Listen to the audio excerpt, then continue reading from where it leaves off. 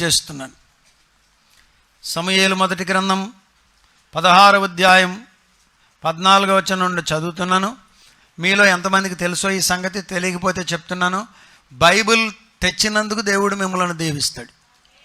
Bible తెరచి చూచినందుకు ప్రభువు మిమ్మల్ని ఆశీర్వదిస్తాడు. బైబిల్ను తెరచి చదివి అందులో ఆనందించడాన్ని బట్టి ప్రభువు మిమ్మల్ని స్థిరపరుస్తాడు. ఏముందలే అనుకోమాకండి. నాకు తెలుసు మీరు బైబిల్ చదవగలిగితే మీకు నెలకు 50,000 ఇస్తామని అంటే, ఇటు చూడండి అందరూ, నా మాట అర్థమవుతుందా? బైబిల్ క్షుణ్ణంగా చదవగలిగితే మీకు నెలకు 50,000 ఆఫర్ అంటే ఏం చేస్తాం? చచ్చినట్టు నేర్చుకుని చదువుతాం. ఐ ప్రామిస్ యూ, మీకు నేను వాగ్దానం చేస్తున్నాను, దానిని మించిన కృప మీకు దొరుకుతుంది కేవలం వాక్యాన్ని చదవడం ద్వారా. చాలామందికి ఉన్నటువంటి ప్రశ్న, వాళ్ళకే కాదు మీకే కాదు నాకు కూడా ఉన్న ఒక ప్రశ్న ఏంటంటే, దేవుడు పరిశుద్ధరాజును కూడా వాడుకుంటాడా? పరిశుద్ధరాజు అన్నవాడిని కూడా దీవించగలడా? అసలు ఏంటి కథ అనేది మీకు, వాళ్ళకే కాదు నాకు కూడా ఉంది ప్రశ్న. ఆ కథల్లో ఒక కథ ఏంటంటే, దేవుని వాక్యాన్ని చదవడం. Reading the word it self a great blessing. దేవుని వాక్యం బాధల్లో మనకు నెమ్మది. దేవుని వాక్యం మనకు ఎముకలకు సత్తువ. దేవుని వాక్యం మనకు ఆరోగ్యాన్ని ప్రసాదిస్తుంది. ఆయన తన వాక్కును పంపి వారిని బాగు చేసెను. ఇవన్నీ ఉన్నాయి వాక్యంలో. అన్ఫార్చునేట్లీ అనుకోని రీతిగా మీలో కొంతమంది కృపను పోగొట్టుకున్నారు. ఏ కృపను? వాక్యాన్ని చదివే కృప. ఎందుకని? మీకు చదువు లేదు కాబట్టి. చదువేమన్నా అత్యంత కష్టమా? చెప్పండి. చెప్పట్లేదు మీరు. ఒక కారే ఒక 150 మంది లేపి మన నెత్తి మీద పెట్టినంత బరువా? చెప్పట్లేదు. కాదు. కూర్చుంటే నేర్చుకొనగలరు. నేర్చుకోవాలనుకుంటే వయోజన విద్య ఉంది. చక్కగా ఎంకరేజ్ యూ. మరొకసారి నేను మిమ్మల్ని బలపరుస్తున్నాను, దయచేసి చదువుకోండి. వాక్యాన్ని నేను చచ్చిపోబోయే ముందుగా చదివి తీరాలి. మీలో కొంతమందికి ఇంటికాడ కూర్చునే అవకాశాన్ని ప్రభువు ఇచ్చాడు. బైబిల్ చదవండి, మళ్ళా చదవండి. మళ్ళా మన పిల్లల్లో ఒక పిల్ల 7 రోజుల్లో బైబిల్ మొత్తం కంప్లీట్ చేసింది. సలోమి కొడుకు చిన్న పిల్లోడు 119వ కీర్తన ఎన్ని వచనాలు?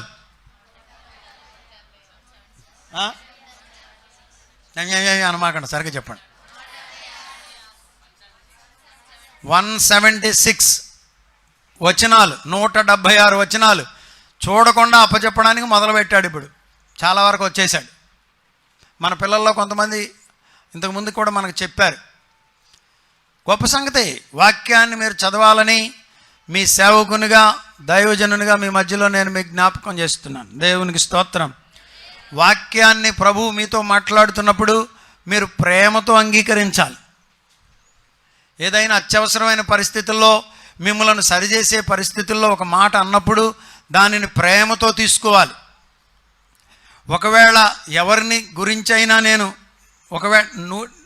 చాలా విషయాల్లో నేను ప్రస్తావనలు తేను, ఎన్నో విషయాలు ఉంటాయి. కానీ ఎక్కడైనా కాంటుబట్ట పొజిషన్లో, తప్పనిసరి పరిస్థితుల్లో కొన్ని విషయాలు సరిచేయడానికి పలికినప్పుడు, అది ఇతరుల విషయమైనా మీకుగా అనిపిస్తే, అది మాకే అనిపించిందని మీకు అనిపిస్తే దానిని ప్రేమతో తీసుకోవాలి. అది మీకు అవసరం అయితే. అర్థమైందా? నేను మీకు 2 చేతులు జోడించి జ్ఞాపకం చేస్తున్నాను, నా ప్రసంగాల జోలికి రాకండి. I'm very serious on this matter. నేను ఇక్కడ కాదు, అమెరికాలో కూడా ఈ సంగతి చెప్తా. ప్రసంగాల జోలికి రాకండి. ప్రసంగం అంటంలోనే మాట నాది కాదనేది నా ప్రగాఢ విశ్వాసం. ప్రభువు నాకు ఇచ్చిన ధన్యత. వీలైనంత మట్టుకు ఎవరిని గాయపరచడానికి వాడను. మిమ్మల్ని మెత్తేవాళ్ళలో ఎవడైనా ఉన్నాడంటే మొట్టమొదటి సేవకుడు నేనే.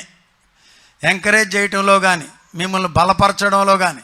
ఇక కాదు, పరిస్థితి మితిమీరిపోతుంది, పరిచర్య పాడైపోద్ది, కుటుంబం పాడైపోద్ది, జీవితాలు పాడైపోతాయి అన్నప్పుడు ఒక మాట వదులుతా. దానిని వ్యతిరేకించడం మీకు ఏమాత్రము కూడా క్షేమం కానే కాదు. అర్థమైందా? గజగజ వణికిపోయి కాళ్ళు పట్టుకునే పరిస్థితికి నన్ను తేకండి. అది మీకు క్షేమం కాదు. ఈ విషయాన్ని దైవజనునిగా నేను మీకు జ్ఞాపకం చేస్తున్నాను. ఈ 27-28 ఏళ్ల పరిచర్యలో అలాంటి పరిస్థితులు నేను ఎక్కడా తెచ్చుకోలేదు. ఏ మీటింగ్కి ఎక్కడికి వెళ్ళి నోరు జారాను నన్ను క్షమించమని అడిగిన సందర్భం ఇంతవరకు జరగల. ఒకవేళ అలాంటి పరిస్థితే వస్తే ప్రాణాన్నైనా పోగొట్టుకుంటా కానీ ప్రభువు మాట తప్పని నేను ఒప్పుకోనలేను. I want to be very serious. డబ్బు కొరకు ఎక్కడా వాక్యం చెప్పలా. మీరు ఏదైనా ఇస్తారని ఎక్కడా నేను పాద నమస్కారం చేయలా. ఎక్కడైనా కృతజ్ఞత ఉన్నప్పుడు నేను నేలమట్టుకు వంగిన సందర్భాలు అనేక సందర్భాలు ఉంటాయి.